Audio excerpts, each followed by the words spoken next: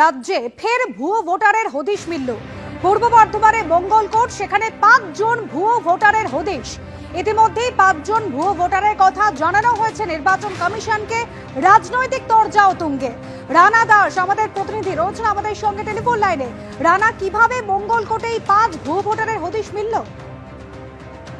একেবারেই দেখো, এই হদিশ কিন্তু প্রথমে বিজেপির তরফ থেকে দেওয়া হয়েছে এবং তারা ইতিমধ্যে এই বিষয়টি নির্বাচন কমিশনকে জানাবে, সেটাও তারা বলছে।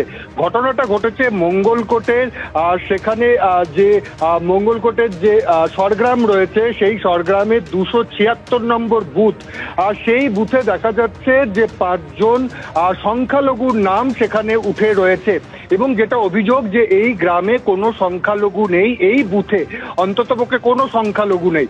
এবং তৃণমূলের তরফ থেকেও একই অভিযোগ করা হচ্ছে যে এই 5 জন যে ভোটারের নাম উঠেছে তাদের কিন্তু এই গ্রামে কোনো অস্তিত্ব